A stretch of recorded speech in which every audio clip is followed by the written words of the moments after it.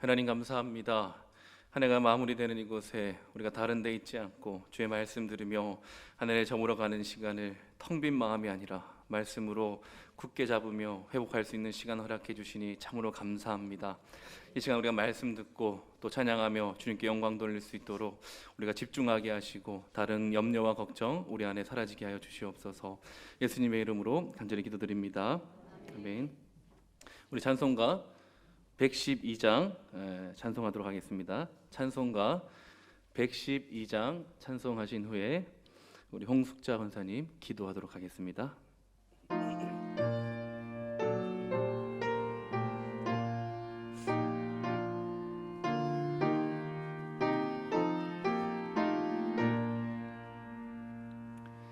그 맑고 환한 밤중에 천사 내려와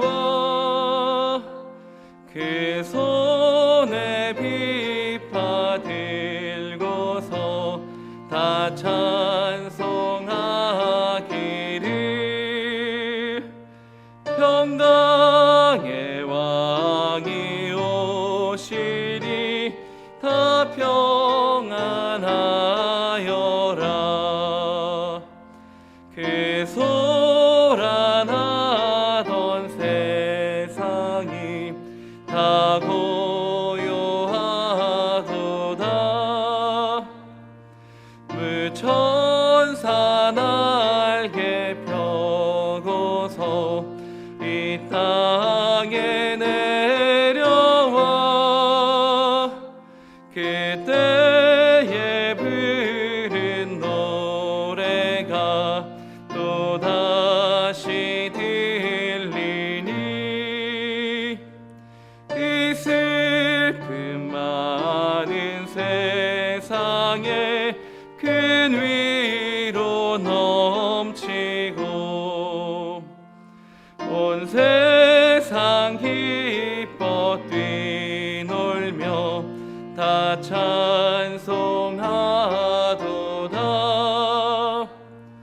이 괴로움 많은 세상에 짐지고 가는 자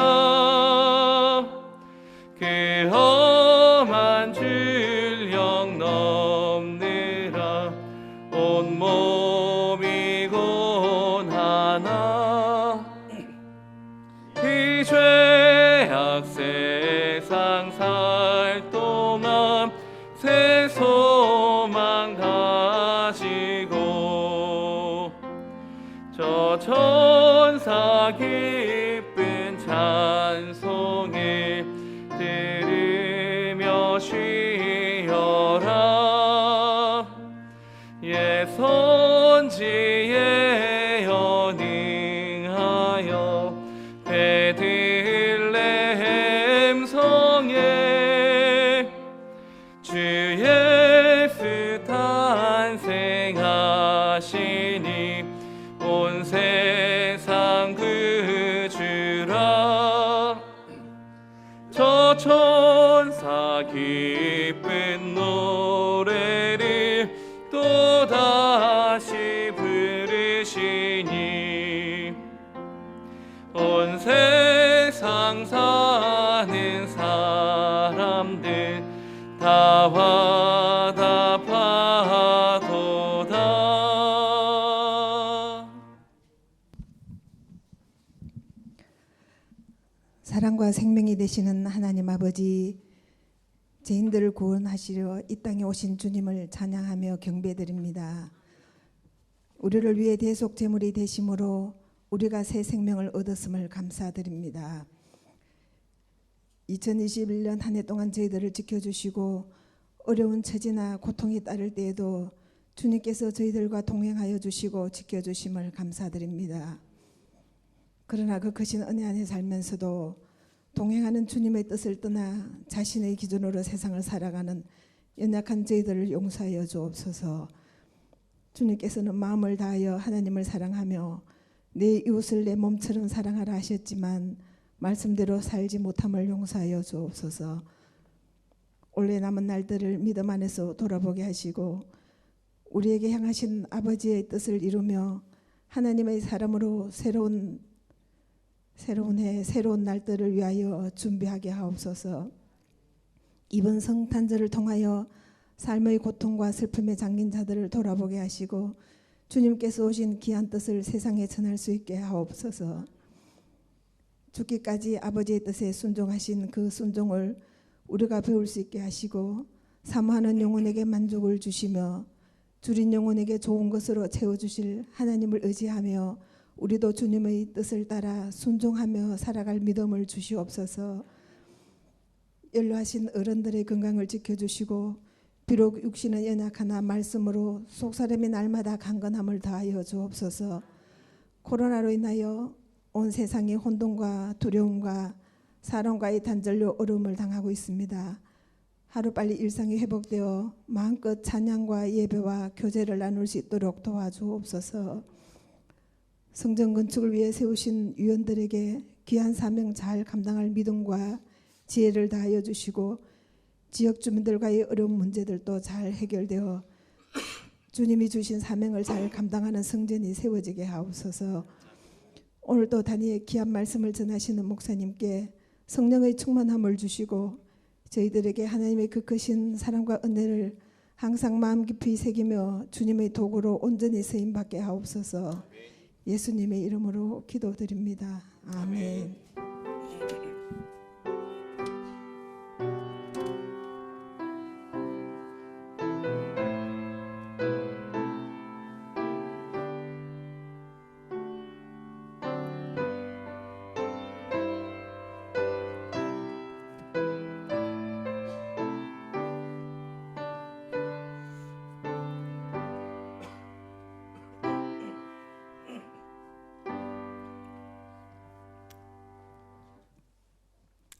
오늘 하나님께서 우리에게 주시는 말씀은 열왕기하 23장 1절부터 3절입니다.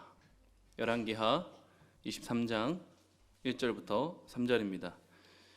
제가 가진 성경으로 601면 정도 됩니다. 구약 성경 601면 열왕기하 23장 1절부터 3절까지입니다. 한 절씩 교독하시고 마지막 3절을 합독하도록 하겠습니다. 제가 먼저 읽습니다. 왕이 보내 유다와 예루살렘의 모든 장로를 자기에게로 모으고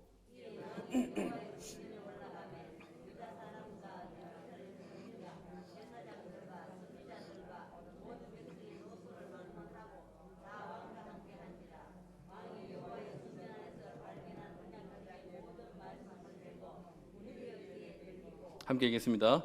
왕이 단 위에 서서 여호와 앞에서 언약을 세우되 마음을 다하고 뜻을 다하여 여호와께 순종하고 그의 계명과 법도와 율례를 지켜 이 책에 기록된 이 언약의 말씀을 이루게 하리라 하매 백성이 다 그 언약을 따르기로 하니라.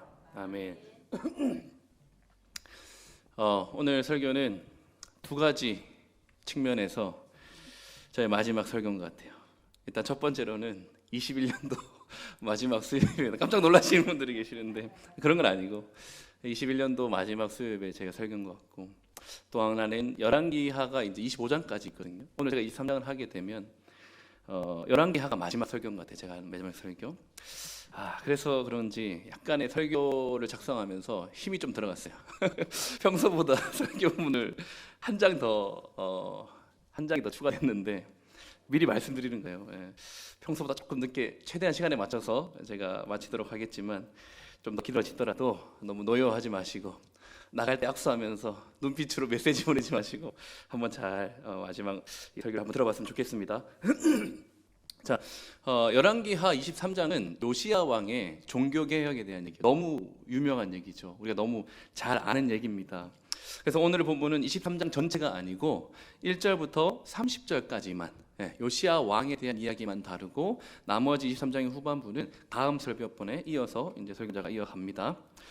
그래서 오늘 본문은 30절까지 크게 세 부분 정도로 나눠서 볼 수 있을 것 같습니다. 먼저 1절부터 20절까지는 요시야가 언약을 갱신하고 유다 지역과 북이스라엘 지역에 대대적인 종교 개혁을 일으킨다라는 내용을 20절까지 살필 수 있을 것 같고요. 그리고 21절부터 23절은 요시야가 아주 전례 없던 유월절을 지킨다. 사실 이것도 종교개혁의 일환이죠. 그래서 오늘 본문 전체는 요시야의 종교개혁이라고 이제 보시면 될 것 같아요. 그리고 마지막 24절부터 30절까지는 요시야의 나머지 개혁과 그의 죽음, 이렇게 이제 그 전체적인 종교 개혁으로 1절부터 30절까지를 잘 설명할 수 있을 것 같습니다. 그래서 하나씩 좀 살펴보기를 원하는데요. 먼저 1절부터 3절입니다. 우리가 방금 본문으로 읽었지만 이 부분은 요시야가 유다 백성들과 함께 그 언약을 갱신하는 장면입니다. 먼저 1절 보시면은 왕이 유다와 예루살렘의 모든 장로들을 자기에게로 모으고, 구약 역사 전체를 봐도 장로들까지 모아서 모이는 경우가 잘 없어요. 근데 이제 지금 이 경우가 보면은 모든 장로들까지 자기에게로 모으고 어디로 가냐니까 왕이 여호와의 성전에 올라갑니다. 이제 개혁과 갱신을 시작하는 거죠. 사실 이 부분에서 요시야를 굉장히 칭찬할 수 있는 부분은 뭐냐면은 지난 22장에서 사실 요시야는 자신의 어떤 생애 동안에 평안한 날들을 보장을 받았어요. 한번 볼까요? 22장 20절입니다. 같이 한번 읽어보도록 하겠습니다. 시작. 그러므로 보라, 내가 너로 너의 조상들에게로 돌아가서 평안히 묘실로 들어가게 하리니 내가 이곳에 내리는 모든 재앙을 네 눈이 보지 못하리라 하셨느니라 하니 사자들이 왕에게 보고하니라. 요시야 자신만은 이 모든 재앙에서 벗어나서 아주 평안한 날들 가운데 살다가 평안히 죽을 것이다 라고 이제 얘기를 이미 들었습니다. 그런데 요시야가 자신의 그런 평화로운 죽음을 만족하고 기다린다라는 것에서 그친 것이 아니라 오히려 자신에게 베풀어 주신 자비와 은혜를 생각하면서 더 적극적으로 하나님 앞에 반응하고 있다는 사실을 굉장히 칭찬할 만하다는 거죠. 그래서 어떤 사람들을 모으는지 2절부터 한번 볼까요? 2절 보시면은 유다의 모든 사람, 예루살렘 주민과 제사장과 선지자들과 모든 백성의 노소를 막론하고 다 왕과 함께 한지라. 제가 방금 읽으면서도 강조되는 부분을 좀 뉘앙스를 주고 읽었죠. 모든 사람입니다. 유다 지역에 속한 거의 모든 사람들을 이제 불러 모으는 거예요. 모든 사람, 모든 백성, 그리고 모든 구성원들, 제사장, 선지자, 장로들, 그리고 노소를 막론하고 아주 갓난한 어린아이부터 시작해서 아주 어른인 노인들까지 구분 없이 전체가 모든 구성원들이 이제 모였습니다. 그렇게 백성들을 모아서 무엇을 합니까? 2장 후반부를 한번 읽어볼까요? 한번 띄워주시면 시작. 왕이 여호와의 성전 안에서 발견한 언약책의 모든 말씀을 읽어 무리의 귀에 들리고. 이렇게 모든 사람들을 불러 모아서 요시야가 한 것은 성전에서 바로 얼마 전에 발견했던 언약책의 그 모든 말씀을 그 모든 구성원들이 모인 사람들에게 들려줬다라는 거죠. 이렇게 왕이 백성들에게 언약의 말씀을 들려주면서 요시야 자신도 그렇고 백성들도 그렇고 깨달았던 사실이 아마 두 가지 정도가 있을 것입니다. 이 모든 언약책의 말씀을 들으면서 뭘 깨달았냐면 첫 번째는요, 하나님 나라의 백성이 누리게 될 그 복, 하나님 나라의 백성으로서 누리게 될 그 복과 특권이 엄청나구나. 이런 것들을 이제 그 율법책을 읽으면서, 언약의 책을 읽으면서 아마 깨닫게 될 거죠. 야, 어마어마하게 복을 받는 민족이구나 우리가. 그리고 두 번째는 뭡니까? 복과 특권만 있는 게 아니겠죠. 복과 특권만 있는 게 아니라 하나님 나라의 백성으로서 또 그 복과 특권을 누리기 위해서 마땅히 지녀야 할 의무에 대해서도 아마 알게 됐을 것입니다. 이렇게 요시야가 율법책을 들려주니 이 복과 그 특권, 그리고 그 특권에 걸맞는 의무에 대한 내용들을 아마 알게 되었을 것입니다.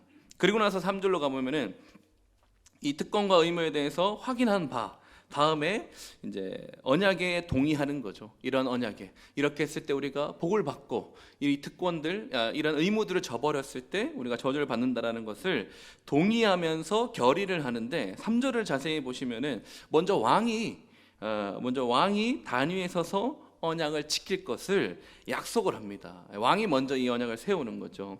그리고 나머지 백성들도 그 뒤를 따르고 있음을 3절을 자세히 보시면은 알 수 있습니다.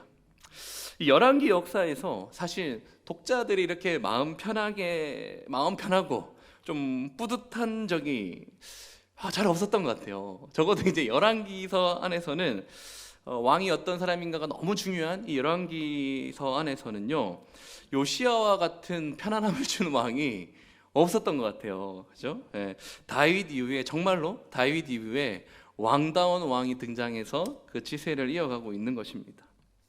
자, 이렇게 이제 언약을 지키겠다고 약속을 했으니까 이제 그들의 삶을 좀 돌아보는 거예요.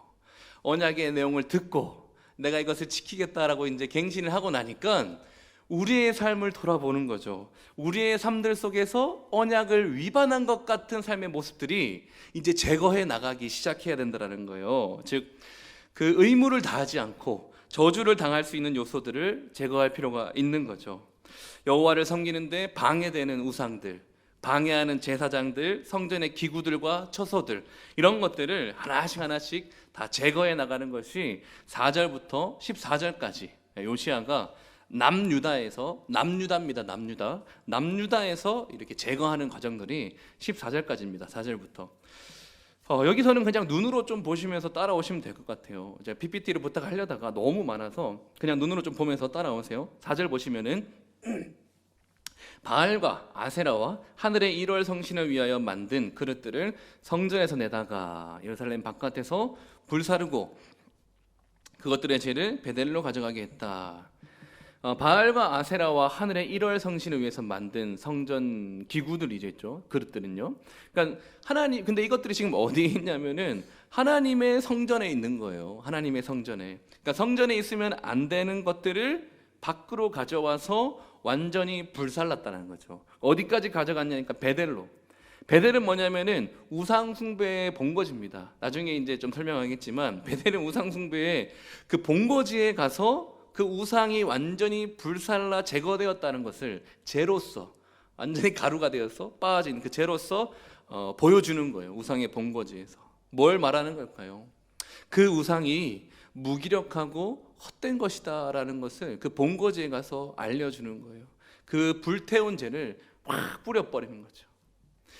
그러면서 이제 5절은 산당들에게 산당에서 분향하며 우상을 섬기게 한 제사장들, 이런 우상을 섬기게 한 제사장들, 그리고 1월 성신에게 분향하는 자들을 다 폐하여 버리고, 6절에서도 마찬가지예요. 아세나상을 내다가 예루살렘 바깥 기드론 시내로 가서 불사르고 빻고 가루를 만들어서 평민의 묘지에 뿌린다. 이거 좀 다른 표현인 것 같아요. 일단 왜 자꾸 예루살렘 바깥 기드론 밭에 가서 또 기드론 밭이나 기드론 시내나 거기에 가서 이제 막 불사르고 뿌릴까요? 이 가만 보면 아까 제가 설명했지만 여호와의 성전에 있다가 나오는 것들에 대해서 지금 요시야가 다 이렇게 행합니다. 이는 원래 하나님의 집에 있어서는 안 될 물건들이죠. 이것들을 아주 멀리, 하나님이 있어서는 안 되는 것들을 아주 멀리 예루살렘 동쪽 경계선입니다. 기드론은 동쪽 경계선까지 가져가서 뿌리는 거죠. 그리고 평민의 묘지 위에 뿌렸다고 얘기했어요. 평민의 묘지, 두 가지를 해석해야 되는데요. 평민에 대한 의미와 묘지에 대한 의미입니다. 무덤, 묘지는 기본적으로 혐오스럽고 부정한 곳입니다. 근데 이제 평민의 묘지라는 것은 뭐냐면은 아주 값어치가 있지 않은 아주 평범한, 근데 부정하고 아주 더러운 곳, 혐오스러운 곳에서 그 우상을 빻아서 그 잔해가 생긴 것들을 거기에다가 뿌린다는 거예요. 아주 가치 없고 아주 부정한 곳에다가 뿌리면서 아세라상에 대한 아주 극도의 경멸을 보여주는 것이죠.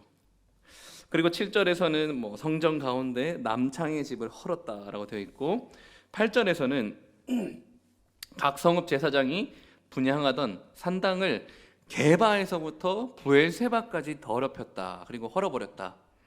게바에서 부엘세바는 유다의 경계 지역을 말하는 거예요. 흔히 북이스라엘 얘기할 때 단과 남쪽의 베델이라고 얘기하잖아요, 그렇죠? 그래서 이제 유다의 남쪽 경계인 부엘세바와 북쪽 경계인 게바를 말하면서 유다 전역에 있는 그 상단들을 아주 제거하고 더럽혔다, 헐어버렸다라고 얘기하는 거예요. 더럽혔다라는 말은 그냥 기분이 나빠서 에이 침뱉었고 더럽혔다 이런 게 아니고 조금 더 단어의 의미를 설명하면 부정하게 만들었다라는 것이 맞습니다. 부정하게 만들었다. 이것은 더 이상 여호와를 섬기지 않고 산당에서 제사 드리는 것을 부정한 것으로 간주해서 이제 앞으로 이렇게 우상에게 섬기는 것을 불법으로 정하거나 부정한 일로 규정하여서 앞으로 우상 숭배나 우상 예배에 대한 어떤 재개를 어렵게 만드는 것이죠. 그리고 9절에 보면은 산당의 제사장들에 대해서 나와 있는데, 이 산당의 제사장들은 레위 지파를 말하는 거예요. 일반 그냥 여로보암이 아무 사람이나 세운 그런 제사장들이 아니고 레위 지파 사람들이에요. 그래서 보니까 이 레위 지파 사람들은 어떻게 돼요? 그 전에 하나님을 올바로 섬기지 못했기 때문에 완전히 폐하해지는 게 아니고 제단에 올라가지 못하고 다만 그의 형제 중에서 무교병을 먹을 뿐이다라고. 원래 여호와의 제단에 올라가서 제사에 참여하고 또 제사를 인도해야 할 사람들이지만 하나님을 제대로 올바로 섬기지 못한 이들이 다른 평민들과 함께 무교병을 먹는 것에서 그치게 되는 거죠. 그래도 형제로서의 목은 챙겨주는 거예요. 그 다음에 10절은 흰놈의 아들 골짜기 도벳을 더럽게 하고 몰록에게 자기 자녀를 불로 지나가지 못하게 하고, 이게 하나님이 가장 싫어하는 거죠. 하나님이 부여한 생명인데 이방신 때문에 하나님이 부여한 생명을 함부로 허비하는 것이 하나님이 가장 싫어하는 거예요. 그리고 11절은 뭡니까? 태양을 섬기는 거예요. 태양을 위하여 드린 말들을 제하였고 또 태양 수레를 불살랐다. 태양신은 그 당시에 아주 일반적인 흔한 신입니다. 메소포타미아 지역에서 아주 흔한 신인데, 그 태양신에게 드리는 제물이 뭐냐면은 말이었어요. 말. 왜냐하면 태양이 동쪽에서 이렇게 서쪽으로 이동하면서 지잖아요. 근데 그 태양이 이동하는데 그 제물로서 말을, 기동력을 갖추고 있는 이 말을 제물로 드리는 거예요. 근데 이제 그 태양신에게 드리는 그 제물 말 다 제거해 버렸고, 그리고 수레도 완전히 다 제거해 버렸던 거죠. 그리고 12절에 보면은 유다의 왕들이 지은 그런 오점들이 좀 있습니다. 아하스가 다락 지붕에 세운 제단들, 아마 1월 성신을 섬기기 위한 다락 높은 곳에, 하늘과 좀 더 맞닿은 곳에서 1월 성신을 섬기기 위해 지은 제단들이고, 또 므낫세가 여호와의 성전 두 마당에 세운 제단들. 여기도 여호와의 성전에서 나오는 그런 기물들이니까 어떻게 돼요? 빻아 내려서 가르로 가서 기드론, 예루살렘 동쪽에 있던 기드론에 가서 또 쏟아버리는 거죠. 뒤돌아보지 않고 아주 미련 없이 과감하게 또 요시야가 진행을 했습니다. 그리고 13절에 보시면은 예루살렘 앞 멸망의 산 오른쪽에 세운 산당들을 또 더럽혔다, 제거했다라는 거죠. 멸망의 산은 감난산을 말하는 거예요. 예루살렘 동편에 있던 그 감난산인데, 왜 멸망의 산이냐라고 얘기하냐면은 그 산에 하나님 말고 우상들을 섬기는 그런 산당들이 너무 많은 거예요. 감난산에. 그래서 멸망의 산이라고 이제 부르는 겁니다. 14절은 뭡니까? 왕이 또 석상들을 깨트리며 아세라 목상들을 찍고 사람의 해골로 그것에 채웠더라. 이것도 이제 그 우상을 향한 신성 모독이죠. 아세라상을 찍고 해골로 채웠다. 요시야의 개혁은 수준이요, 그냥 기분에 따라서 잠깐 일으킨 정도가 아니에요. 이거는 왜냐면은 굉장한 반향을 불러일으킬 수 있는 수준의 개혁입니다. 그냥 잠깐 기분에 취해가지고 해볼까 하기에는 너무 돌이킬 수 없는 수준의 개혁이라는 거예요. 이거는 한편으로는 요시야가 의지를 가지고 우상 숭배자들과 우상 숭배에게 한마디로 그냥 완전 선전포고 한 것입니다. 선전포고. 바알, 아세라, 1월 선신, 몰렉, 그모스, 밀곰. 지금 요시야 혼자서 메소포타미아 지역, 태양신까지 메소포타미아 지역에 있는 거의 모든 신들을 제거하고 있는 것입니다. 이렇게 이제 유다가 비교적 좀 정결하게 됐어요. 종교개혁으로 인해서 정결하게 됐는데, 이제 요시야의 행보는 남유다가 그렇게 좀 정결하게 됐으니까 북이스라엘로 이제 그 행보를 옮기는 것입니다. 그런데 북이스라엘은 이미 17장에 아수르에게 멸망당하면서 아수르의 영토가 돼버렸잖아요. 근데 어떻게 요시야가 이렇게 아수르의 땅까지 그 영향력을 행사할 수 있었냐 의아하실 수 있는데, 말하자면은 요 시기에 아수르가 굉장히 쇠락을 하던 시기였어요. 그 당시에 이제 그 아수르 근접 국가인 바벨론이나 메데 바사, 이게 신흥 강국으로 막 떠오르고 있는데 아수르는 그것을 견제할 힘이 점점 사라지고 있는, 그야말로 이제 제국이 쇠락하고 있는 그 시기였어요. 그 시기에 어떻게 보면은 요시야가 종교개혁을 일으키기 좋은 시점이죠. 그 시점에 맞춰서 좋은 환경에서 이제 북이스라엘 지역도 그 행보를 뻗쳐 나가는 겁니다. 15절을 보시면은 기본적으로 남유다에서 했던 그런 종교개혁 진행과 비슷해요.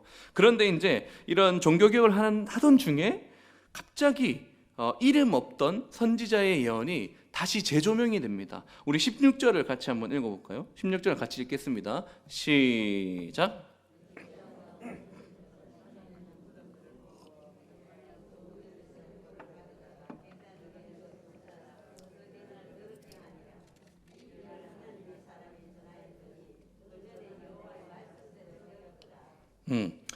네, 그 전에 여호와의 말씀대로 되었더라. 이 전에 이 일을 예언한 적이 있었던 거예요. 요시아라는 왕이 나와서 이런 이방 우상을 이방의 우상을 이렇게 섬기는 제단과 제사장들을 아주 이렇게 더럽힐 것이다라는 예언의 말씀을 한 적이 있었는데, 그게 언제냐? 열왕기상 13장의 일입니다. 열왕기상. 열왕기하 13장이 아니고요. 열왕기상입니다. 우리가 올 초에 들었던 말씀이에요. 거의 한 10개월 전에 들었던 말씀인데, 그때 상황이 대충 이랬어요. 제가 설명을 해드리면은, 솔로몬의 타락으로 나라가 둘로 쪼개졌습니다. 남유다는 솔로몬의 아들인 르호보암이 다스리고, 북이스라엘은 하나님의 은혜로 여로보암이 왕이 되었던 시기였습니다. 그런데 여로보암이 하나님의 은혜로 이렇게 왕으로 이렇게 초대되었는데, 자신의 입지를 굳히기 위해서 한 일이 있었으니 그게 뭐다? 바로 금송아지와 북이스라엘만의 그 종교와 형식을 갖추기 시작하는 거예요. 똑같이 하나님을 섬긴다라고 얘기하지만 북이스라엘만의 형식을 만드는 거예요. 그 금송아지와 또 그를 섬기는 제단, 산당이죠. 이런 것들을 만들었어요. 그때 하나님이 가만 보고 계시지 않았습니다. 한 이름 없는 선지자를 통해서 그 예언을 했는데, 그 예언을 한번 볼까요? 13장 1절과 2절입니다. 열왕기상 13장, 제가 준비됐죠? 한번 13장 1절과 2절을 같이 한번 읽어보겠습니다. 시작. 보라, 그때 하나님의 사람이 여호와의 말씀으로 말미암아 유다에서부터 베델에 이르니, 마침 여로보암이 제단 곁에 서서 분향하는지라. 하나님의 사람이 제단을 향하여 여호와의 말씀으로 외쳐 이르되, 제단아 제단아, 여호와께서 이와 같이 말씀하시기를 다윗의 집에 요시아라 이름하는 아들을 낳으리니 그가 내 위에 분향하는 산당 제사장을 내 위에서 제물로 바칠 것이요 또 사람의 뼈를 내 위에서 사르리라 하셨느니라 하고, 이미 전에 이를 예언한 적이 있었습니다. 나라의 입지를 굳히기 위해서 선택했던 그 우상들과 제단을 다 헐어버리겠다라고 예언하는 거죠. 그로부터 약 300년의 시간이 흘렀어요. 약 3세기의 시간이 흘렀음에도 불구하고 하나님의 말씀은 실패하지 않고 오늘 23장에서, 열왕기하 23장에서 성취되고 이루어지고 있는 것입니다. 그래서 17절에 보시면은 요시아가 말하죠. 내게 보이는 저게 무슨 비석이냐. 그러니까 그 성읍 사람들이 이렇게 대답하는 거예요. 방금 전에 지금 왕께서 와셔서 우리에게 한 그 베델의 제단에 대해서 행하신 이 일들에 대해서 전에 유다에서 왔던 사람의 무덤이다. 그 일을 예언했던 사람의 무덤이다라고 얘기하면서 그 무덤은 그대로 두는 거예요. 그리고 나머지 뭡니까? 우상을 섬겼던 제사장들의 그 시체들은 다 빼내가지고 그 우상을 섬기던 제단 위에서 그 뼈들을 다 이제 불태우게 되는 거죠. 그리고 나머지 19절과 20절은 기본적으로 남유다와 같이 종교개혁을 했다, 이런 내용들을 이제 볼 수가 있습니다. 자, 여기까지 이제 4절부터 20절까지 남유다와 북이스라엘에 대한 종교개혁을 일으켰어요. 언약을 갱신하고 아주 대대적인 종교개혁을 일으켰는데, 그 과정 속에서 우리가 주목해 볼 만한 것이 있는데, 뭐냐면은 우상을 제거하는 과정에 굉장히 큰 강조점이 있다라는 거예요. 우상을 제거하는 과정 가운데 강조점이 있어요. 반복적으로 나오는 것은 물론이고 그 우상들을 제거해 나가는데 사용되어진 동사들을 보면은 우상들을 패하고 더럽히고 불사르고 불에 태운 다음에 어떻게 합니까?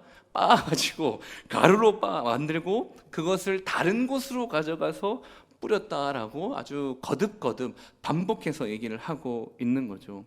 다른 곳으로 가져간다는 건 아까 전에 얘기했지만 이제 이런 더러운 것, 여호와의 성전에 있어서는 안 되는 이런 더러운 것이 이제는 우리 땅에서 그 존재도 찾아볼 수 없을 정도로 철저하게 개혁하겠다라는 그 의지를 보여주는 거죠. 또한 종교개혁의 범위를 봐도 강조점이 있어요. 이것을 제거할 때 보면은 범위가 우상을 섬기던 모든 제사장들입니다. 이방 우상을 섬기던 모든 제사장들에 대해서 그것을 폐하해 버렸고, 그리고 지역적인 범위는 뭡니까? 게바에서 브엘세바까지, 유다 지역만 하는 게 아니죠. 15절부터 보면은 북이스라엘 지역까지 아주 이스라엘 전역에 국가적인 어마어마한 종교개혁이 일어나 버렸습니다. 우상들이란 우상들은 다 무너지고 제거되고 있는 것이에요. 아주 그냥 눈에 보이지 않을 정도로 가루로 만든다니까요. 그 가루로 만들려면 또 얼마나 불태워야겠습니까? 한두 시간으로 안 되는 거예요. 눈에 보이지 않을 정도로 완전히 이제 없애버린다는 거죠. 말하자면요, 요시야의 개혁을 통해서 우상 숭배 이전의 약속의 땅의 모습으로 돌아가고 있는 것 같아요. 그 어떤 우상도 환영받지 못했던 다윗 왕국의 영광스러운 시기가 돌아간 것처럼 그 땅의 우상들이 하나도 남기지 않고 다 뿌리 뽑아버린다는 거죠. 적어도 종교적인 면에서 요시야의 개혁이 그렇게 보인다는 겁니다. 그리고 21절부터는 뭐예요? 이제 전국적인 개혁을 시행한 다음에 예루살렘으로 돌아와서는 유월절을 지킬 것을 이제 명하는데 22절을 한번 봅시다. 6월절을 지켰는데 22절입니다. 시작.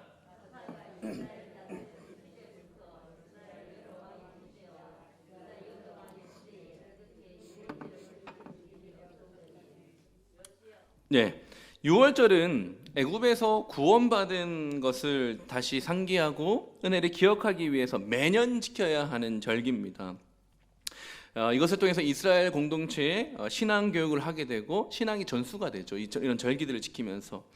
근데 유례가 없을 정도로 이제 이 6월절을 지킵니다. 히스기야도 6월절을 지키는데 히스기야 때보다 규모적인 면으로 훨씬 더 대대적으로 지킵니다. 지금 북이스라엘 지역도 어느 정도 요시야의 개혁으로 개혁이 되고 회복이 됐기 때문에 유다 지역만 6월절을 지켰던 히스기야 때보다 훨씬 더 규모 면에서도 대대적으로 지켰는데 이게 요시야 통치 몇 년째인지 혹시 보시겠어요?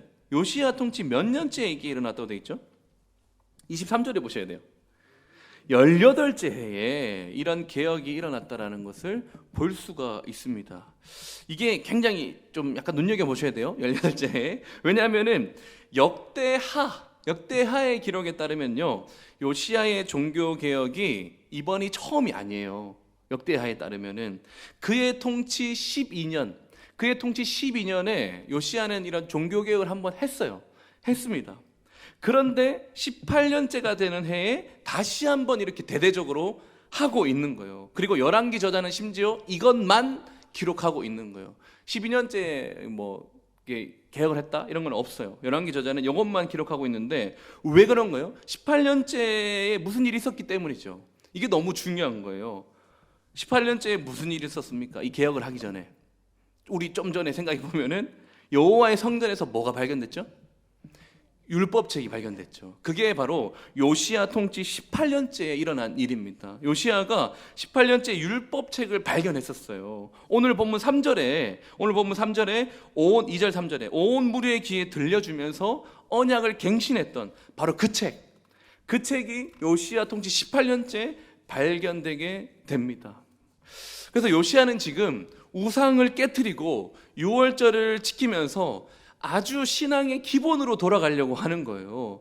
바로 하나님의 말씀의 권위에 대한 인정, 그 말씀이 발견되고 나서 그 말씀에 대한 권위와 그 말씀의 권위에 대한 그 권위를 인정하기 때문에 그 말씀에 대한 순종으로 지금 개혁이 일어나고 있기 때문이죠.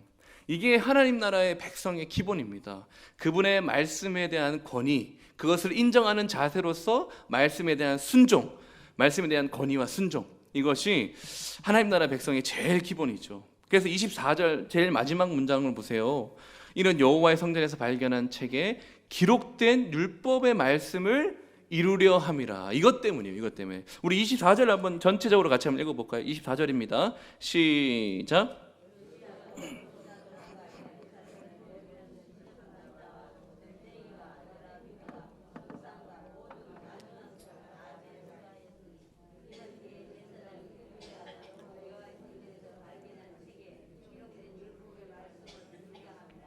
예, 이 말씀 때문에 개혁을 하는데 여기서는 이제 약간 추가적인 개혁입니다. 신접한 자, 점쟁이죠. 그리고 이제 또 뭐 드라빔, 우상과 모든 가장한 것들 다 제거했는데 신접한 자나 점쟁이는 소위 죽은 자들과의 어떤 소통에 능한 자들이죠. 예, 그리고 드라빔은 뭡니까? 점술. 점괘에 이용된 우상입니다. 이는 앞서 이 4절부터 20절에 정리했던 뭐 바알, 아세라, 밀곰, 그모스, 몰렉 이런 명백한 고유명사를 가지고 있는 우상들과는 좀 다른 것들이에요. 예. 점술에 사용된 어떤 그냥 아주 흔한 고유명사적으로 나오는 우상들은 아니지만 요시야는 이런 것마저도 철저히 제거해 버립니다. 왜냐하면은 바알과 아세라 등 명백한 우상 숭배로 인한 배교 외에도 이런 사사로운 점술들, 이런 사사로운 점술들을 앞세워서 하나님의 말씀을 흐리게 하는 것들은 모조리 다 제거해 버리는 거예요. 예. 그래서 오직 하나님의 말씀만이 백성들에게 직접 흘러갈 수 있도록 그 길에 거치는 장애물들은 아주 사소한 것이라 하더라도 다 제거해 버리는 겁니다. 다 없애 버렸어요.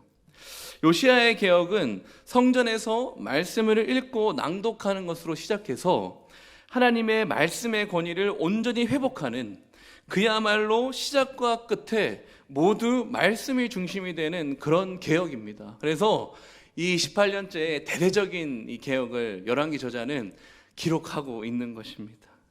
그리고 25절에 보시면 요시야와 같이 마음과 뜻과 힘을 다하여 모세의 율법을 따라 여호와께로 돌이킨 왕은 전에도 후에도 없었다. 대충 눈치가 채지시죠? 교회밥 좀 많이 드신, 성경 좀 읽었다 하시고 교회밥 좀 많이 드셨으면은 성경에서 이 정도는 정말 극찬 중에 극찬이라는 거 아시겠죠? 예.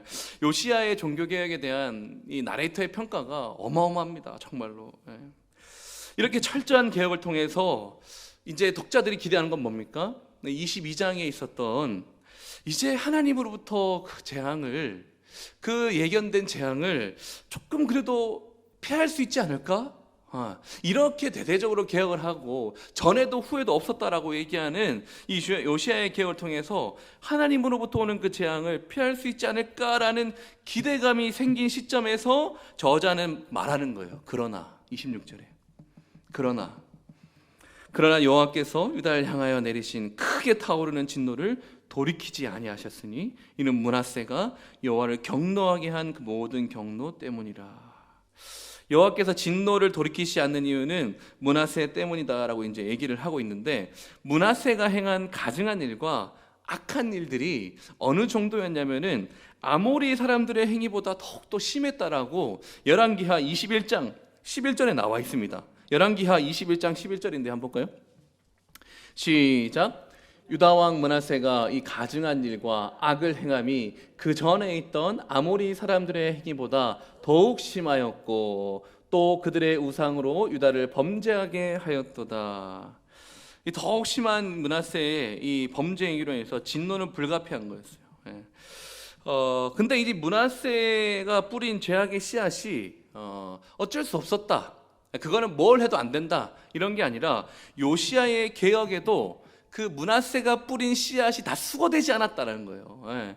요시야가 개혁을 했지만 온전히 정화되지 않은 거죠. 이거는 뭘 보면 알 수 있냐면은 요시야 사후에 보면은 요시야가 죽고 난 뒤에 다시 한번 이 유다가 범죄하게 되고 그로 인해서 멸망이 아주 가속화되는 것을 통해서 우리가 볼 수 있는 사실입니다.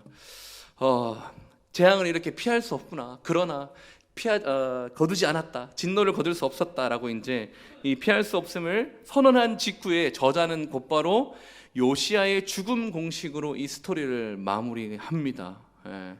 28절부터 30절까지인데 이 요시야의 죽음 공식에서 가장 특이한 것은 뭐냐면은 이 요시야의 죽음의 급작성이에요. 급작성.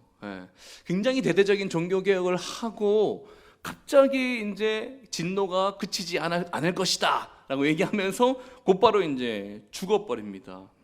이것을 위해서 우리가 알 수 있는 사실이 뭐냐면은 여러모로 요시야가 모범적인 왕이었지만 그가 종교개혁을 이렇게 열심히 했지만 그럼에도 불구하고 유다에 임할 그 하나님의 심판 유예 과정이 그렇게 길지 않을 것이다.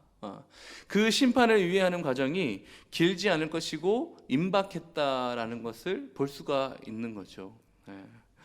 이렇게 이제 1절부터 30절까지 유다 왕 요시야의 전에 없던 아주 대대적인 종교 개혁을 좀 살펴봤는데 이것을 가지고 한 세 가지 정도 제가 적용을 하려고 합니다. 제가 미리 예언할 수 있을 것 같아요. 오늘은 제 시간에 못 마치겠다. 제가 미리 예언할 수 있을 것 같은데 세 가지를 다 적용하면은 조금 지체될 것 같은데 한번 잘 들어보셨으면 좋겠습니다. 자, 세 가지 중에 첫 번째는 뭐냐면은 이 이야기를 통해서 우리 신자가 하나님을 향해서 참되고 올바른 사랑으로 살아가야 된다는 것을 알 수가 있어요. 뭐냐면은 자기의 안전과 자기의 행복이라는 그 자기 우상을 깨트리라는 것이에요. 깨트리라는 것. 하나님은 이 이스라엘이라는 나라를 통하여서 하나님의 나라가 어떤 나라여야 하는지를 보여주시는 거예요. 그 나라는 뭡니까? 무엇보다도 하나님만을 가까이 하고 우상을 섬기지 말아야 합니다. 하나님을 섬기되 다른 우상들과 함께 섬기는 것도 안 된단 말이에요. 오직 하나님만을 사랑해야지 그렇지 않고 우상을 섬기는 자들은 결코 하나님의 나라에 거할 수 없습니다. 그거를 이제 오늘 요시야가 깨트린 우상들을 통해서 한번 좀 살펴봤으면 좋겠는데요. 요시야가 깨트린 바알, 아세라, 이런 아스다롯 이런 우상들은 대부분 풍요나 번영을 위한 신입니다. 즉 재물을 더 많이 얻고 싶어서 더 부해지고 싶어서 섬기는 신들이란 말입니다. 이 재물이나 풍요와 번영이 하나님 나라의 백성들에게 가장 큰 걸림돌이 됩니다. 사실 이 요시야가 깨트린 이 형상들 있죠. 우상의 형상들. 이것들은 우리 안에 있는 욕망들을 가지고 의미를 부여한 조각상에 불과한 거예요. 진짜 우상은 우리 마음에 있는 거죠. 그래서 어떻게 보면 형상을 파괴하지 않는 것보다 이 요시야처럼 파괴하는 게 1차적으로 효과는 있습니다. 그러나 근본적으로는 우리의 정욕과 탐심의 근원인 이 마음을 깨트리지 않으면 또다시 우상 숭배는 시작될 수밖에 없습니다. 다른 말로 얘기하면은 오늘날 자기 자신의 안전과 행복, 자기 자신의 안전과 행복 또는 자기 자신의 확장이라고 얘기하는 자기 가족만의 안전과 행복이 가장 큰 미혹거리란 말입니다. 우리 신앙인들에게도. 왜냐하면 이 시대에도 마찬가지예요. 지금 이 시대에도 하나님의 백성들이 재물을 더 얻고 자기와 가족들이 안전적인 생활을 하기 위해서 때로는 하나님을 버리기 때문입니다. 아주 명백하게 하나님을 버리고 달려가는 게 아니에요. 하나님과 더불어 우상을 섬긴다는 것입니다. 하나님을 믿고 예배하는데 동시에 재물도 섬기는 거예요. 장사하시는 분들 이야기를 이제 제가 지난주 들어보면은 주일날 하루 문을 열지 않는다라는 거는 그 주일날 하루 그날의 수입을 잃어버리는 것이 아니라 그 손님 자체를 잃어버린 것이다 라고 얘기를 하더라고요. 이런 걸 포기하는 게 쉽지 않죠. 또 우리가 매달 내는 11조 얘기 한번 해볼까요? 전에도 말씀드렸는데 우리가 내는 이 11조를요 1년치로 한번 계산해 보시겠어요? 그럼 우리 연봉의 10%를 내는 거거든요. 우리 11조가요. 그러면 계산을 한번 해보십시오. 각자. 갑자기 11조가 몇백? 좀 많으면 몇천 단위가 돼버립니다. 11조가. 이거는 이 정도 수준은요 1년 2년 한 호봉 두 호봉이 지나서 얻을 수 있는 그런 돈이 아니고 직급 자체가 바뀌어야 돼요. 대리에서 과장, 과장에서 부장 정도 가야지만 얻을 수 있는 돈이란 말이에요. 이 정도 돈은. 그러므로 이제 현대인들에게, 현대의 신앙인들에게 이 재물만큼 강력한 우상은 없습니다. 그런 관점 속에서 이런 관점을 가지고 제가 던지는 질문들에 대해서 한번 속으로 대답해 보십시오. 요즘 나는 무엇을 더 기뻐하고 좋아하는가? 요즘 나는 무엇을 더 의지하며 생각하는가? 내가 늘 생각하고 의지하게 되는 머릿속에 있는 거. 그리고 요즘 나는 무엇이 삶의 목표인가? 지금 나는 선택의 기로에서 무엇을 택하려고 하는가? 취업 또는 이직의 기준이 무엇인가? 이런 관점을 가지고 한번 대답해 보십시오. 우리에게 정욕이 있어서 너무나 우리의 정욕과 가까운 이런 우상들은요, 자기의 안전과 그 행복을 포기하면서까지 깨트릴 수가 있을까요? 쉽지 않아요. 쉽지 않아요. 나는 그렇게 할 수 있지만 우리 가족의 무언가를 포기해야 된다면 하실 수 있겠어요? 쉽지 않습니다. 이미 세속에 물들어버린 사고방식 가지고는 안 돼요. 어렵습니다. 손해부터 계산하기 때문이죠. 그래서 두 번째 적용점이 필요한 겁니다. 오늘 이 요시야의 개혁을 통해서 우리에게 주는 두 번째 적용점은 뭐냐면은 신자의 개혁과 신자의 개혁의 동력과 그 중심에는 항상 말씀이 있어야 한다는 것입니다. 이게 어렵기 때문이에요. 이 우상을 깨트리고 하나님만을 섬기고 사람을 사랑하는 신앙이 어렵기 때문에 우리 신자의 개혁의 중심에는 언제나 말씀이 있어야 된다는 거예요. 요시야의 개혁의 시작과 끝에 그리고 진행되는 내내 그 중심에는요, 그 18년째에 발견한 여호와의 성전에서 발견한 율법책이 있었습니다. 이것을 강조하지 않을 수가 없습니다. 우리의 정욕에 너무나 가까운 이런 것들은요, 내 힘만으로는 깨트릴 수 없죠. 내 의지만으로는 안 되는 거죠. 이미 기준 자체가 너무 세속에 물들어 버려서 그런 거예요. 이 세속에 물들어 버린 그 기준을 뛰어넘는 훨씬 절대적인 사고방식과 기준이 필요한데 그것이 바로 절대적인 진리인 하나님의 말씀이라는 것입니다. 요시야는 성전을 보수하다가 발견한 이 율법책으로 율법을 언약을 갱신하고 더 나아가서 유다와 이스라엘의 개혁까지 나아갈 수 있었습니다.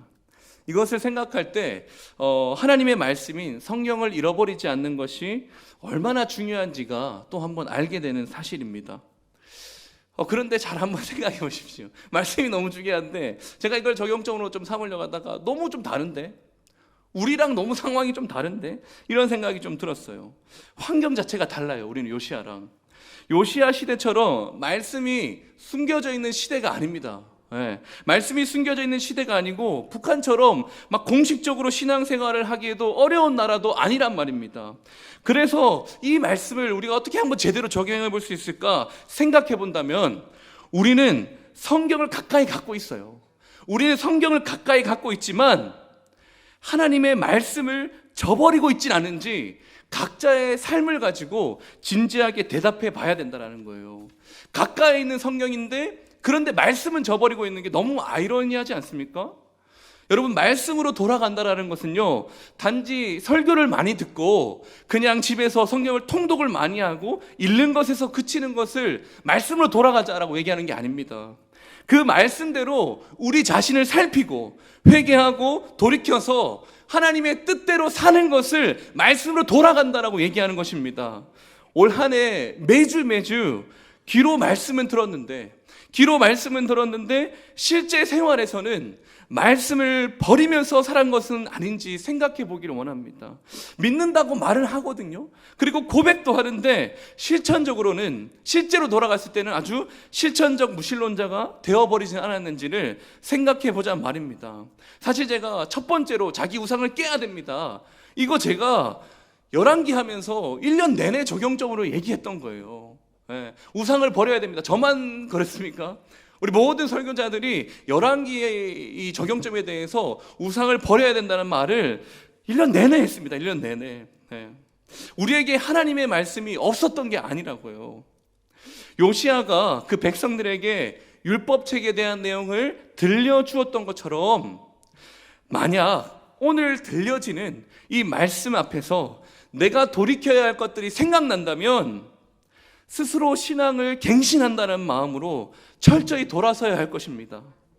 저는 우리가 기도할 때마다 이 요시야의 개혁했던 이 23장, 이 요시야의 개혁이 저희가 기도할 때마다 문득문득 생각났으면 좋겠습니다. 그래서 우리가 머뭇머뭇거리고 있을 때마다, 또는 아주 길을 잘못 들었다라고 생각했을 때마다 내가 진정으로 폐하여 버려야 할 것이 무엇인지, 그리고 내가 어느 정도로 깨트려 버려야 하는지를 늘 깨닫고 기도 가운데 생각나서 이 말씀이 우리를 의의 길로, 우리를 생명의 길로 인도하게 되기를 간절히 바랍니다. 마지막으로 세 번째입니다. 여러분, 말씀으로 돌아간다는 것은 곧 예수 그리스도께 돌아가자는 말과 같습니다. 이스라엘 왕들은요, 결국 실패했어요. 예. 가장 위대한 왕인 다윗도 어떤 면에서 실패했죠.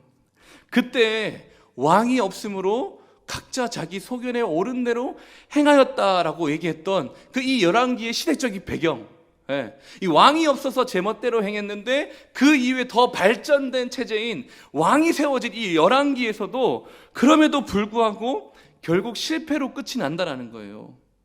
왕이 없어서 자기 소견에 옳은 대로 행하며 범죄하던 시대는 여전히 끝나지 않았습니다. 그래서 열왕기 저자는, 열왕기는요, 독자 입장에서 굉장히 읽기가 힘든 책이에요. 양이 많아서가 아니에요. 양이 많아서가 아니고 이 책에 나타나는 남유다와 북이스라엘 왕들을 지켜보면서 참된 생명의 길이 뻔한데, 이렇게 가는 게 맞는데 참된 생명의 길을 놓치고서는 뻔히 보이는 엉뚱한 방향으로 계속해서 나아가기 때문에 어떤 한편으로 열왕기는 굉장히 읽기가 힘들어요. 어떻게 그렇게 자주 권위 있게 말씀하시는 하나님의 말씀을 무시할 수 있지? 이렇게 우리가 이입이 되는 거예요. 어떻게 엘리야와 같은, 엘리사와 같은 선지자의 기적을 동반한 이 하나님의 말씀을 무시할 수가 있지? 왜 이렇게 미련한 것이지? 이렇게 생각이 되기 때문입니다. 하지만 잠시만 멈춰서 생각해 보면, 여러분, 우리도 별반 다를 바가 없어요. 우리에게는요, 인쇄된 하나님의 말씀이 있거든요. 우리에게는 인쇄된 하나님의 말씀이 있고, 주일마다 말씀을 가르치고, 그것만 있습니까? 이렇게 수요 예배와 금요 기도회도 있습니다. 하나님은 늘 생명의 길을 제시해 주시지만 우리가 제 갈 길로 갈 때가 너무 많다는 거예요. 우리도 똑같다는 거죠. 이런 사람들을 데리고 요시야가 자기는 평안히 살다 죽을 건데 개혁을 일으킨 겁니다. 이런 사람들을 데려다가 요시야는 여로보암이 그 베델에 금송아지를 만들고 그 제단을 만들었을 때 하나님이 한 왕을 세우셔서 그 제단을 파괴할 것이라고 예언했던 바로 그 왕입니다. 그러나 그런 요시야도 분명 의로운 사람 맞지만, 잘했지만 그 백성들 전체를 다 신실한 자로 만들지 못했다는 것입니다. 이 일을 위해서는요, 더 위대한 왕이 필요한 것입니다. 실제로 요시야 사후에 유다는 이제 완전히 멸망이 가속화돼 버렸어요. 멸망 이후에는 정신을 차렸을까요? 유다가 멸망한 이후에는 정신을 차렸을까요? 포로기한 이후에는 좀 형편이 나아졌습니까? 우리가 아는 것처럼요, 그 이후에도, 그 이후의 역사도 하나님을 경노하게 하는 일들이 쌓이고 쌓이면서 이제 하나님의 진노가 그 어떤 것으로도 꺼질 수 없는 굉장히 악화돼 버린 상황을 우리는 말라기에서 보잖아요. 너희들이 내 집에 출입하는 것을 누가 막았으면 좋겠다. 너희들 다 쫓아냈으면 좋겠다라고 얘기하잖아요. 구약의 마지막 성경에서 우리가 그걸 확인한다고요. 그리고 그 말라기 이후에 요시야와 같은, 아니, 요시야가 그림자라면은 실체로서 유다의 약속된 왕, 그 왕이 오시니 누굽니까? 바로 우리 주 예수 그리스도라는 겁니다. 그리고 요시야가 하지 못한 것을 우리 주 예수 그리스도가 하신다는 것입니다. 그분의 백성들의 마음을 새롭게 하실 겁니다. 1차적인 형상만 깨트리는 게 아니라 그 근본인 마음을 깨트려 버려서 새로운 마음을 창조하실 겁니다. 유혹의 욕심을 따라 썩어져가는 옛 구습을 벗어버리고 날마다 심령을 새롭게 해서 새 사람이 되게 하실 것입니다. 성도 여러분, 지난 1년 동안 열왕기서를 들으면서 무엇을 깨달으셨습니까? 한 1년 가까이 열왕기상 8장인가 9장부터 솔로몬부터 시작해서 이제 몇 주 앞이면 이제 이 열왕기서가 끝나게 되는데 한 1년 동안 무엇을 깨달으셨습니까? 열왕기를 읽으면서는요, 우리 자신을 발견하셔야 됩니다. 이스라엘과 유다처럼 우리도 신앙과 믿음을 유지하는 건 아주 잠깐이고, 오랜 기간 믿음을 잃고 제멋대로 자기 우상을 숭배하는 사람이라는 것을 열왕기를 읽으면서 금방 알게 되셔야 됩니다. 그래서 유다가 멸망하는 것은 사실 누가 멸망해야 되는 거예요? 바로 내가 같은 사람이 멸망해야 되는 거예요. 아주 잠깐 하나님에 대한 신앙을 유지하지만 오랜 시간 방황하게 될, 우리가 당해야 될 멸망이란 말입니다. 유다의 바벨론 포로는요, 사실 우리가 내려가야 할 포로 생활이란 말입니다. 이것을 거부할 수가 없죠. 열왕기서를 제대로만 읽으면. 그러나 다행스러운 것도 뭡니까? 예수 그리스도께서 우리 대신 그 오랜 방황의 값을 치러주셨다는 거예요. 성령의 능력으로 이제 그 메마른 시기를 줄일 수 있게 됐다는 겁니다. 또한 지금 우리에게는 믿음에서 탈선하지 않도록 도와주고 서로 책임져주는 교회 공동체도 있지 않습니까? 그러므로 우리는 날마다 예수 그리스도의 십자가 복음과 그 은혜를 기억하면서 매일 생명의 길을 선택하셔야 됩니다. 매일매일 리셋입니다. 거기서 벗어나지 않도록 매일매일 주의하셔야 돼요. 필요하면 우상도 깨트려야 할 것입니다. 사랑하는 성도 여러분, 이제 말씀을 마무리하겠습니다. 여러분, 아직 21년도가 끝나지 않았습니다. 어중짧게 21년도를 마무리하고 눈을 들어서 22년을 보는 것이 아니라 각자 자기의 우상들을 깨트려서 아직 못다한 형제 사랑과 이웃 사랑을 실천해야 될 때입니다. 형제 가운데 힘들고 어려운 사람, 꼭 물질적으로 힘들고 어려운 사람 아니더라도 정서적으로 가난한 사람들, 관계적으로 가난한 사람들, 비교적 최근에 교회에 들어온 사람들, 그들의 21년이 원망과 상처로 지나가기 전에 우리는 우리의 우상들을 깨트리고 사랑할 수 있는 시간이 우리에게 아직 주어져 있단 말입니다. 압니다. 이런 것들을 제가 권면하면서 가장 걸림돌이 되는 게 뭐냐면은, 알아요. 뭐냐면은, 목사님, 우리는 그렇게 멋진 사람이 아닌데요. 내가 태생적으로 그런 사람들에게, 내가 태생적으로 누군가에게 용서를 구하고 용서를 하고 누군가에게 사랑을 실천한 만큼 그런 사람이 아닌데 내가 갑자기 할 수 있겠습니까? 내가 갑자기 이렇게 용서를 하고 사랑할 수 있겠습니까? 내 성격이나 기질은 그런 사람이 아닌데 내가 살아온 그 오랜 생활의 경험들도 나는 그런 사람이 아니다라고 이제 말하고 있는데, 어떻게 내가 갑자기 이 연말이라는 분위기에 취해가지고 그것을 내가 적용할 수 있겠습니까? 압니다. 우리는 그런 사람이 아니라는 걸 알아요. 우리가 살아온 지난 수십 년의 세월도 너는 그런 사람이 아니야 라고 말하는 것도 압니다. 그러니까 이제 내 성격이나 경험을 믿고 하라는 것이 아니라 오늘 들려주는 그 말씀에 의지해서 우리가 한번 살아보자라고 얘기하는 것입니다. 우리에게는 더 나은 제사장이 있습니다, 여러분. 우리에게는 더 나은 언약의 중재자가 있는 것이에요. 우리를 다스리는 더 나은 왕이 우리에게 있는 것입니다. 우리 주 예수 그리스도로 의지해서 더 나은 왕이 통치하는 새 언약 백성으로서 날마다 그 통치에 순종하고 날마다 승리하는 저와 여러분이 되기를 간절히 소원합니다. 하나님 아버지, 열왕기를 읽으면서 우리의 모습을 부인할 수가 없습니다. 아주 잠깐 하나님 앞에 순종하며 살아가는 것은 있지만, 그러나 그와 대조적으로 꽤 오랜 시간을 우리의 우상들을 깨트리지 않고 아주 은밀하고 교묘하게 우상들을 섬겨왔던 우리의 모습들을 열왕기서를 읽으면서 발견하게 됩니다. 이것을 우리가 이제 할 수 없다, 우리의 지난 삶의 오랜 시간의 삶의 경험들이 할 수 없다라고 말하는 것이 아니라 우리에게 더 나은 제사장과 더 나은 왕이 다스리시니 이것을 깨트릴 수 있고 우리가 형제를 향해서 사랑할 수 있다는 것을 믿게 하여 주시옵소서. 그래야 하나님, 이 한 해가 가기 전에 우리가 신자로서 또 새 언약 백성으로서 마땅히 사랑해야 될 그 자리로 내려가게 하시고 그 자리에서 우리 왕과 같이 우리를 다스리는 예수 그리스도처럼 사랑하며 섬기며 살아갈 수 있는 우리 모든 문화의 가족이 될 수 있도록 은혜 베풀어 주시옵소서. 감사하며 예수님의 이름으로 간절히 기도드립니다. 아멘. 귀한 말씀 감사드립니다. 25일 토요일 성탄절 예배 있습니다. 오전 9시에 1부, 오전 11시에 2부로 나누어서 드립니다. 금요 기도회는 이번 주와 다음 주에 쉽니다. 새벽 기도회는 25일 새벽 기도회가 있습니다. 문화 성경반 신청은 연말까지 해주시기 바랍니다. 새해부터 저희들이 시작하게 되기 때문에 연말까지 신청을 해주시기 바랍니다.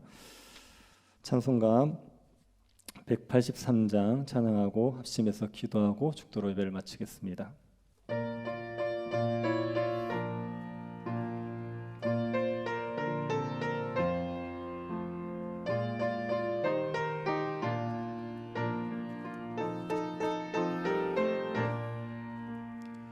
빈들의 마른 풀같이 시들은 나의 영혼 주님이 약속한 성령 간절히 기다리네 가물어 메마른 땅에 단비를 내리시듯 성령의 단비를 부어 새 생명 주옵소서 반가운 빗소리 들려 산천이 춤을 추네 봄비로 내리는 성령 내게도 주옵소서 가물어 메마른 땅에 단비를 내리시듯 성령의 단비를 부어 새 생명 주옵소서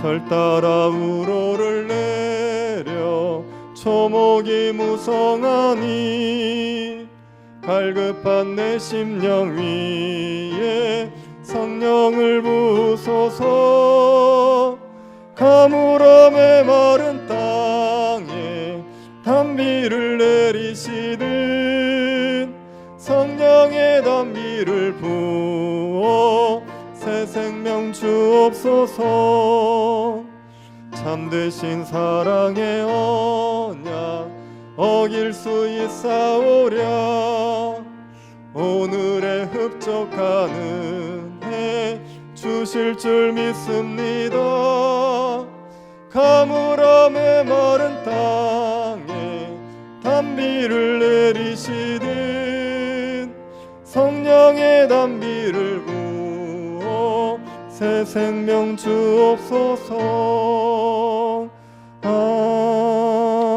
아멘.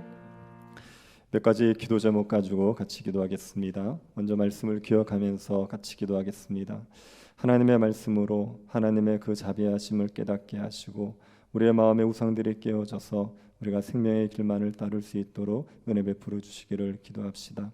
성탄 예배 송구영심의 예배까지 주께서 은혜 허락하여 주셔서 한 해를 예배하며 마무리하게 하시고 하나님께 모든 영광을 돌리면서 한 해를 마무리할 수 있도록 은혜 베풀어 달라고 기도해 주십시오. 새교회 당건축 우리 설계자에게 지혜 주시고 우리 교회 사역에 가장 적합한 예배당이 세워질 수 있도록 교회당이 세워질 수 있도록 하나님께서 선하게 이끌어 주시기를 기도해 주시기 바랍니다. 문화성경반 또 기학교실 이천동 봉사활동 수고하는 분들이 계시는데 주님께서 힘 주시고 능력 주셔서 기쁨으로 잘 감당할 수 있게 해달라고 해주시고 또 선한 열매들이 풍성할 수 있게 해달라고 기도해 주십시오. 병중에 있는 성도들 위해서 기도해 주시고 또 특별히 자녀들을 기다리는 우리 가정들이 있습니다. 주께서 태의 문을 열어주시기를 같이 한번 기도하도록 하겠습니다. 자비하신 하나님 우리에게 주의 말씀의 은혜를 베풀어 주셔서 날마다 말씀으로 우리의 심령들을 일깨워 주시니 감사드립니다. 자비하신 하나님께서 우리의 심령들을 깨우셔서 하나님을 경외하는 마음 가지고 우리의 마음들 속에 주님의 말씀에 겸손히 순종할 수 있도록 은혜를 내리고 주옵소서. 자아를 사랑하는 마음들, 쾌락을 사랑하는 마음들, 세상의 것들을 사랑하는 마음들이 주의 말씀의 은혜 가운데서 깨어질 수 있도록 주님 우리에게 역사하여 주시기를 원하옵나이다. 아버지 하나님의 그 크신 자비하심을 깨달아 알고 우리의 마음이 주님의 생명의 길을 사모하여서 그 길을 걸어갈 수 있도록 은혜 내리워 주시옵소서. 하나님 아버지 주님의 한 해 동안 예배로 저희들을 은혜로 이끌어 주시니 감사를 드립니다. 하나님 성탄 예배, 송구영신 예배까지 모든 예배의 시간들을 주님이 붙잡아 주시고 하나님의 은혜 가운데서 주님께 영광을 돌리며 한 해를 마무리할 수 있도록 허락하여 주옵소서. 우리에게 주신 감사들 하나님 앞에 높일 수 있게 하여 주시고 하나님 아버지, 우리의 심령들이 은혜 가운데 새로워져서 주님이 기뻐하시는 일에 더욱더 힘쓰는 백성들이 되게 도와 주시옵소서. 세교단 건축을 위해서 하나님 우리 설계자가 수고하고 있습니다. 지혜를 허락하여 주시고 건축의 은혜 가운데도 주께서 은혜를 더하여 주셔서 하나님 주시는 지혜와 능력으로 감당할 수 있게 하여 주시기를 원하옵나이다. 주님이 우리들을 이끌어 주시고 주님의 은혜 가운데서 이 모든 일들을 감당할 수 있도록 주님이 역사하여 주시옵소서. 하나님 아버지, 주님께서 우리 교회 사역들 가운데 은혜 내리워 주시고 하나님의 말씀을 더 잘하는 기회가 되게 하여 주시고 다음 세대들이 자라갈 수 있는 기회 되게 하시고 하나님 이웃 주민들의 마음을 녹일 수 있는 기회들 되게 하여 주시옵소서. 하나님 아버지, 수고하는 분들에게 주님의 은혜를 내리워 주셔서 위로하여 주시고 힘을 허락하여 주시옵소서. 아버지 하나님의 은혜 가운데 자녀를 기다리는 가정에 주님께서 태의 문을 열어주시고 하나님의 은혜 가운데서 자녀를 믿음으로 양육할 수 있는 그 복을 누릴 수 있도록 허락하여 주시옵소서. 은혜 가운데 병중에 있는 성도들을 돌아보아 주시고 주님이 은혜 가운데 건강케 하시고 치료하여 주시옵소서.